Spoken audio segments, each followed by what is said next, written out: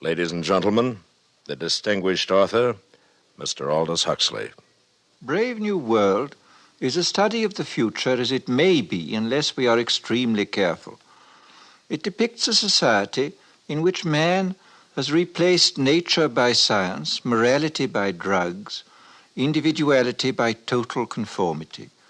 It is a hideous prospect, yet we seem determined to follow this path of self-destruction. But Brave New World need not be our future.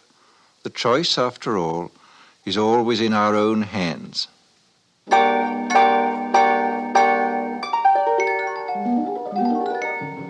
CBS Radio, a division of the Columbia Broadcasting System, and its 217 affiliated stations present the CBS Radio Workshop, radio's distinguished series dedicated to man's imagination, the theater of the mind.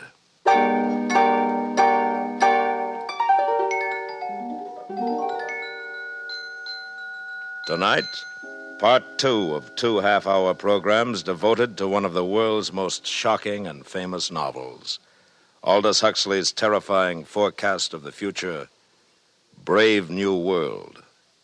And we are proud to once again have Mr. Huxley as our narrator.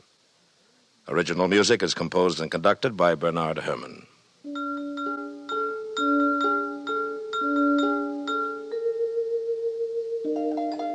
This is Aldous Huxley.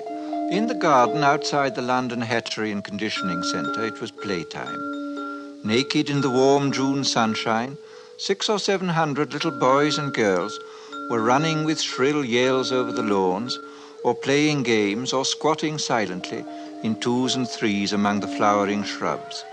And strolling across the smooth turf came the director of hatcheries and conditioning, followed eagerly by a group of new students. And here we have playtime for our little tots. Notice the games, all carefully constructed to use as many mechanical devices as possible. In olden times, children used to play simple games using only a ball and a bat. Oh, madness. Nothing was added to increase consumption. Then came our Ford. He taught us the principle of mass production in the assembly line many centuries ago and changed all that. Good morning, Director. Sir, what an unexpected pleasure. Boys, this is the resident controller for Western Europe. This is his Ford ship, Mustafa Mond. Boys? Good morning, sir. Good morning, sir. I was just showing the students the children, sir. Lovely children. Busy as bees at their unrestricted play. Controller, if you have the time, I wonder if you might tell the students something about the bad old days. I might. Where are you taking them? To the Hatchery and Conditioning Center to see the manufacturing of the babies. Very well, I'll walk along with you.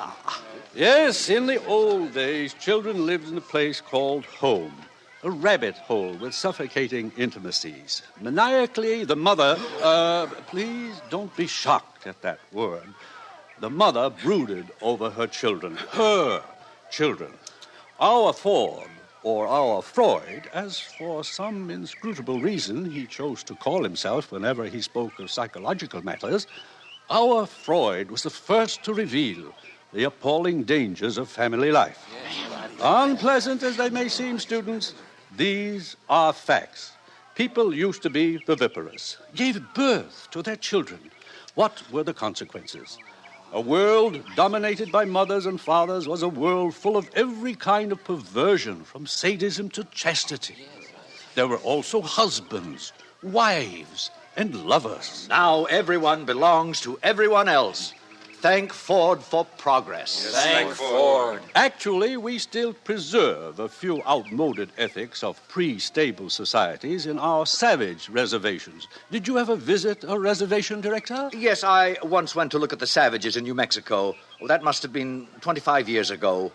Mother's, father's marriage. Oh, very repulsive. Yes. Well, here we are.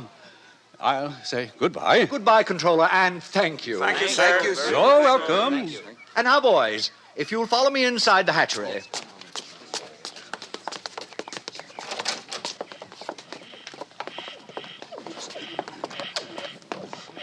And here we are, a hive of activity. Alpha's superintending, Beta's doing the skilled work, Gamma's in green, busy at routine jobs, and Delta's in khaki, incapable of doing anything except sweeping the floor. Every member of society perfectly content to belong to his predestined caste. Except for a few criminal exceptions, which reminds me, one of those criminal exceptions is meeting us here at 11. An Alpha Plus, no less. Mr. Bernard Marx. What has he done, sir? What has he done? He refuses to participate in mechanical sports. He is lax. Here he comes now. Good morning, Director. Mr. Marx. You and Lenina Crown returned from the Savage Reservation last night, I understand. Yes, sir. We visited some of the places you told me about last week, Director. In fact, we silence. Your attention, please. Everyone step this way.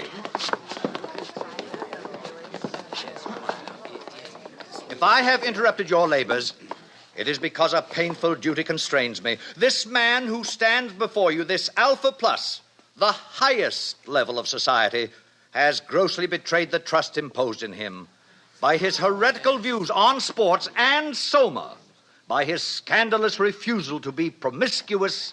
He has proved himself an enemy of society, a subverter, ladies and gentlemen, of all order and stability, a conspirator against civilization itself. For this reason, I am ordering his immediate transference to a sub-center of the lowest order. In Iceland, he will have small opportunity to lead others astray by his unfordly example. Bernard Marx, can you show any reason why I should not now execute the judgment passed upon you? Yes, I can. What did you say? You told me you visited the Savage Reservation 25 years ago, Director, with a young Beta Minus, I believe. You told me she was lost during a storm and that you returned without her. I thought perhaps you'd like to see her again. Linda? Thomas! Thomas! Oh, Thomas, it's me. Don't you remember? You're Linda. Oh, I knew I'd recognize you, Thomas. You look just the same. No one ages here. Thomas, look at me. I'm Linda. Remember? Hug me. Hold me. What is the meaning of this? Who is this hag? Thomas. Oh, Thomas, it's Linda.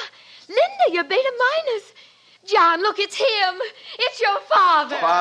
Father! What's the meaning of this disgusting joke?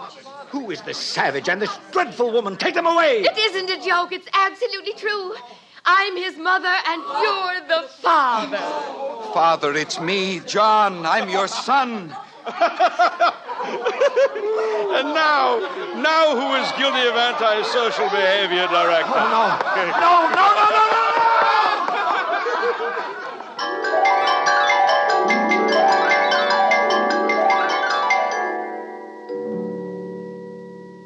A father as director of hatcheries. It was out of the question. The controller asked for his resignation, and all upper caste London was wild to see the savage and his mother. Bernard Marx became a hero, and even Lenina Crown had her share of reflected glory. Good morning, Lenina. Oh, good morning, Fanny. Well, you certainly seem pleased with yourself. Yes, I am pleased. Bernard called up half an hour ago. He has to go to a party at the controller's, and he asked me if I'd take the savage to the Feelies this evening. Oh, lucky girl. What's he like, Lenina? I've heard he's terribly good-looking. Oh, he is, but so very odd. In what way? Well, the day Bernard and I left the reservation, the savage came into my room. I'd taken a Soma, so I didn't notice him until suddenly I awakened, and there he was bending over me. What happened? Well, naturally, I assumed something was going to happen, but instead of that, he just ran out of the room. Well, how odd. What a terribly ungentlemanly thing to do. Doesn't he like you? Oh, I'm sure he does, so I can't make it out. And, please don't tell this to anyone, Fanny. It upsets me because I like him. I mean, I really like him. Lenina. I know it's immoral, but I just can't help myself. I do like him.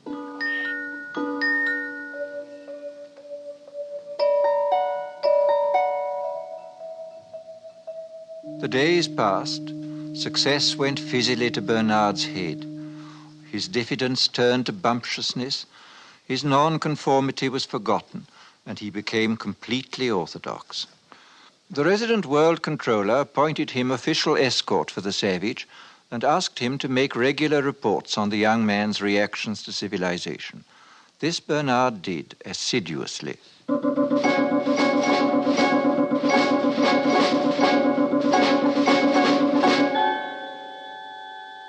Today I sent the Savage to the Feelies with Lenina Crown. The feature was 3 weeks in a helicopter. Instead of holding the knobs on the chair arms, thus enabling him to experience the sensations of the lovers on the screen, the Savage refused to participate. Lenina tells me he called the film vulgar and indecent.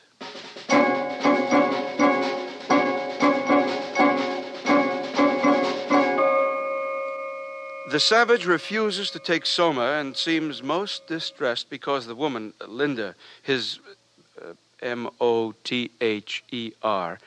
remains permanently on summer holiday.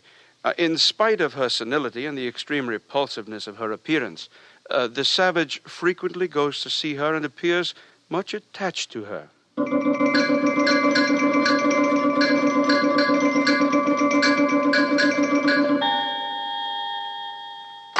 What do you mean you refuse to come down to dinner? Bernard, I'm sick. I've eaten civilization and I'm sick. Do you realize that I've invited the most important people in London tonight? The Ford Chief Justice is here. The arch community songster of Canterbury has flown in just to meet you.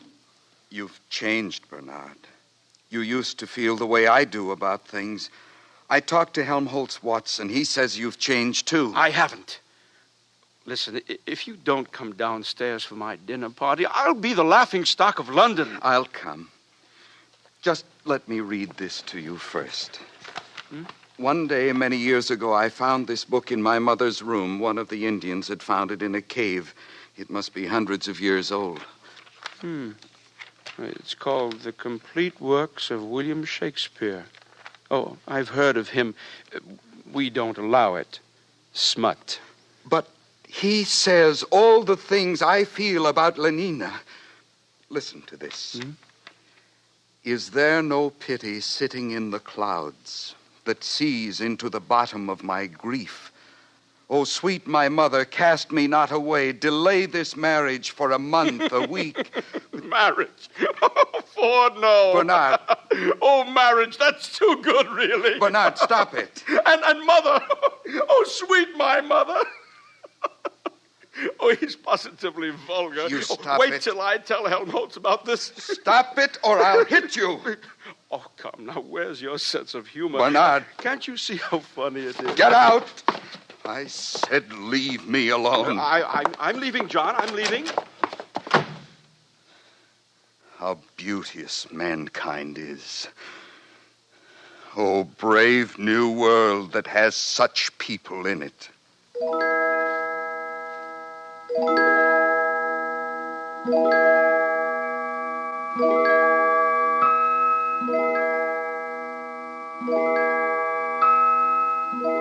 The next morning, a pneumatic young girl, crisply clad in a beta-minus viscose linen suit, stood outside the door of the Savage's apartment and somewhat nervously rang the buzzer. What? Lenina. You don't seem very glad to see me, John. Not glad. Oh, if you only knew. May I come in, then? May I kiss your hand, Lenina? My hand? Admired, Lenina. Indeed, the top of admiration, worth what's dearest in the world. I wanted to do something first to show I was worthy of you. What are you talking about? Lenina, tell me something. I'll do anything you tell me, anything at all. I'd sweep the floor if you wanted. But we've got vacuum cleaners here. It isn't necessary. No, of course it isn't necessary. But some kinds of baseness are nobly undergone.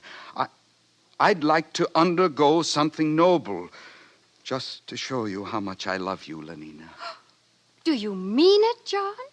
Yes, but I hadn't meant to say it, not until I... Listen, Lenina, on the reservation, people get married. Get what? For always. They make a promise to live together for always. What a disgusting idea. Answer me this question, John. Do you really like me or don't you? I love you more than anything in the world. Well, then, why on earth didn't you say so? Come here to me, John. Hug me. Oh, but Lenina... Hug me till you drug me, honey. Kiss me till I'm in a coma. Lenina... What are you doing? No. No, get away from me. Don't come near me. Hug me, honey. You strumpet. A gran is better than a dad. Get out. But don't you want Get me? out of my sight. John! Before I kill you. Well, he's mad. He's gone mad. O thou weed, who art so lovely fair and smell'st so sweet that the sense aches at thee. Impudent strumpet, impudent strumpet, impudent strumpet. Hello? Yes, this is Mr. Savage. Who's ill? Linda. My mother dying. Yes, I'll come at once.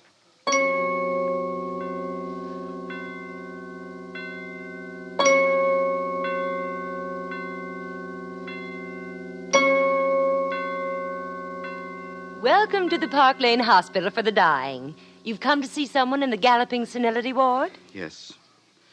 My mother. Oh, how vulgar. You know who I mean. Linda. Oh, yes. Room 43, bed 16. She'll be dying any minute now. This way, please. Is there any hope? Well, of course not. Or else she wouldn't have been sent here. Through these doors.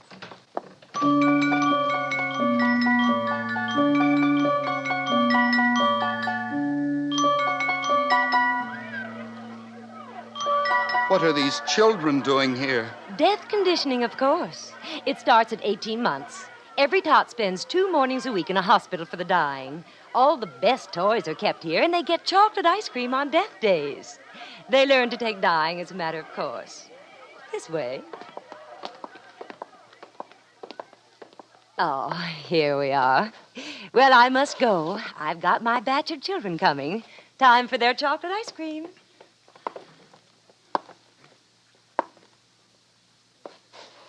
Linda?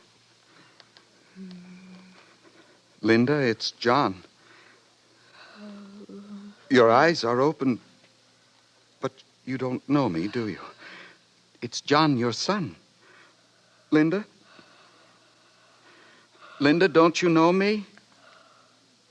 Hug me till you drug me, honey. Kiss me till I'm in a coma. Linda.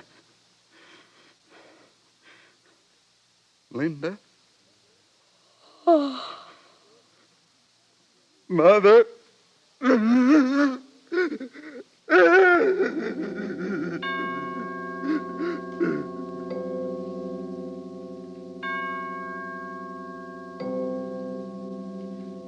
The menial staff of the Park Lane Hospital for the Dying consisted of 162 deltas, 84 red-headed female twins, and 78 identical mongoloid male twins.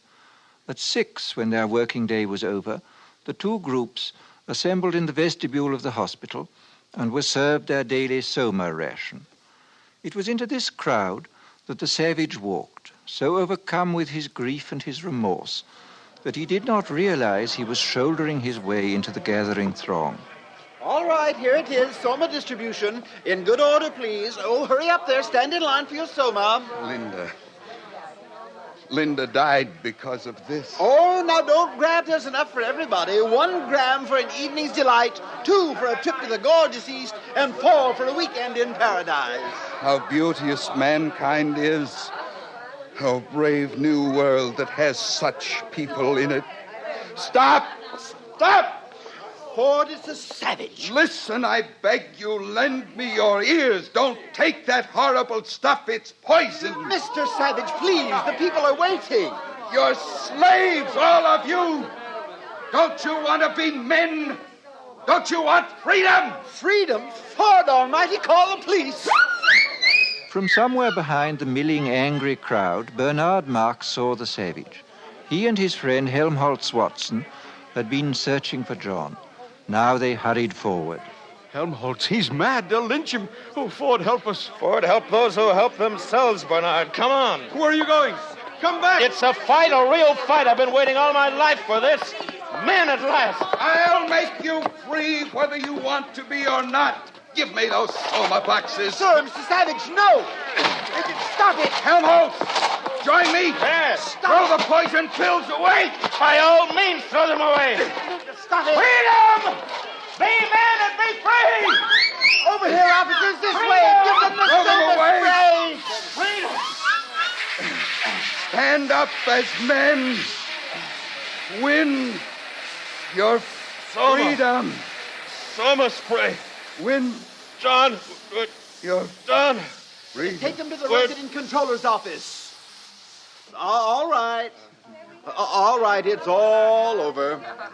We're all happy now. We're so happy we all love each other, don't we? Oh, yes, we all love each other. Line up for your soma.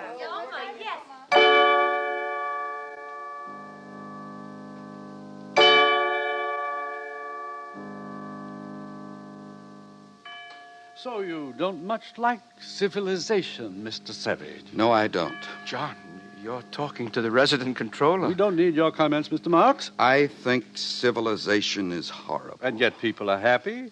They get what they want, and they never want what they can't get. They're well off, they're safe, they're never ill, they're not afraid of death, they're blissfully ignorant of passion and old age, they're plagued with no mother or father, they've got no wives or children to feel strongly about. They're so conditioned that they practically can't help behaving as they ought to behave. And you ask them to chuck this all away for liberty? My good boy. All the same, it seems quite horrible to me. Of course it does. Actual happiness always looks pretty squalid in comparison with the overcompensations for misery. And being contented has none of the glamour of a good fight against misfortune. Happiness is never grand. They call this happiness. Working at an embryo assembly line, manufacturing babies. Science, my boy. Besides, they like it. Well, Mr. Marks, the time has come. You are being sent to an island. To an island? Oh, please, sir. Don't send me to Iceland. I promise I'll do what I should. I'll conform to the rules. One would think he was going to have his throat cut, whereas if he had the smallest sense, he'd understand his punishment is really a reward. He'll be sent to an island where he'll meet the most interesting set of men and women in the world. All the people who weren't satisfied with orthodoxy. Everyone, in a word, who's anyone. Then why didn't you go to an island yourself? Because, finally, I preferred this. Sometimes I regret it.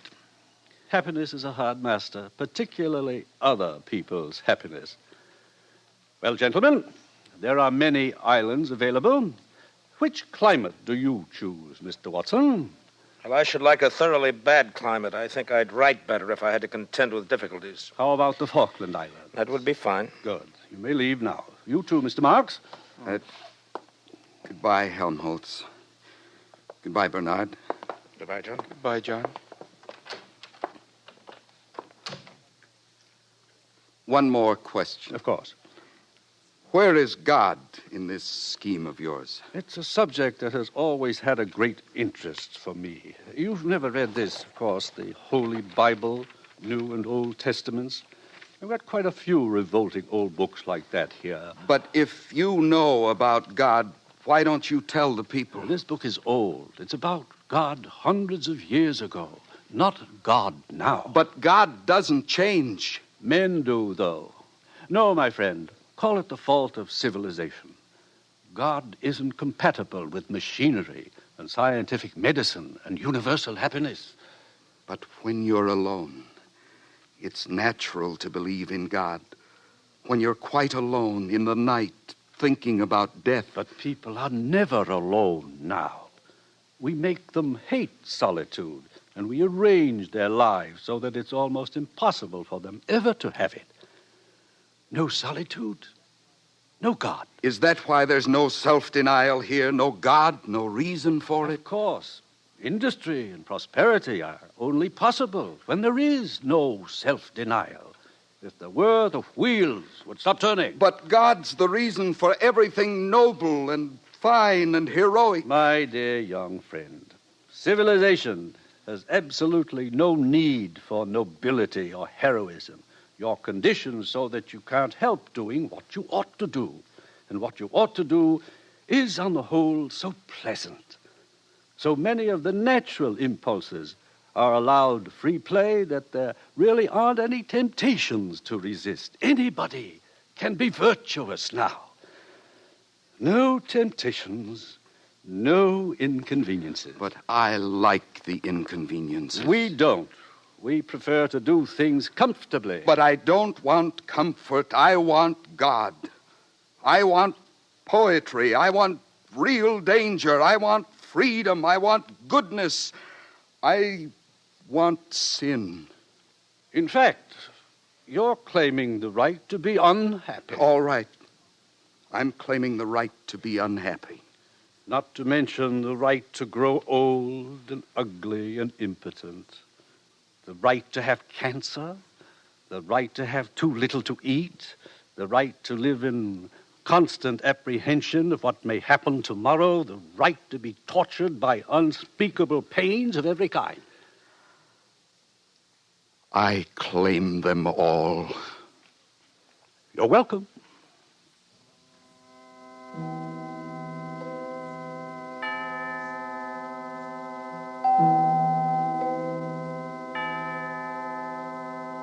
Bernard and Helmholtz left for their islands, but the savage was not allowed to go with them. The controller wished to continue the experiment. 3 weeks later, the savage ran away. After some days of wandering, he took refuge in an abandoned lighthouse. But his desire for solitude was not to be fulfilled. His hiding place was discovered. There were articles in the papers. Sightseers came by the thousands. One Sunday, Lenina Crown came for a picnic with 3 of her latest boyfriends. The day after her visit, 2 young reporters came to call, hoping for an exclusive interview. The door of the lighthouse was ajar. They pushed it open and walked into a shuttered twilight.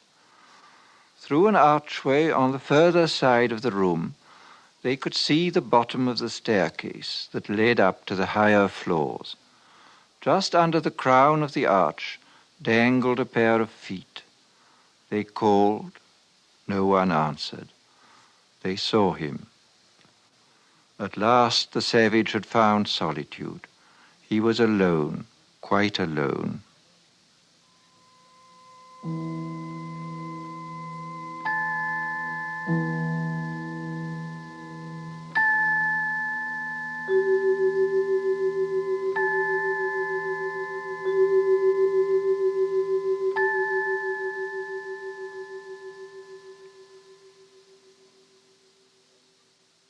Thus concludes Brave New World by Aldous Huxley. We wish to thank Mr. Huxley for appearing on these broadcasts as our narrator. And we would also like to thank you, our listeners, for your enthusiastic response to this new series. This is William Conrad inviting you to join us again next week when we present George Stewart's dramatic account of one of nature's most terrifying phenomena, storm. The following week, listen as Dr. Frank C. Baxter interviews William Shakespeare. Presented on the CBS Radio Workshop. The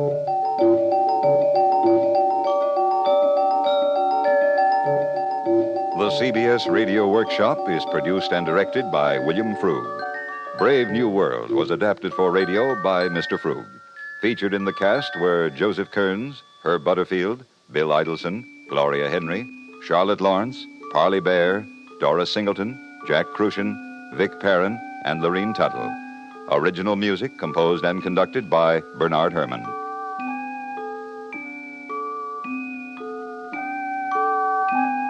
America listens most to the CBS Radio Network.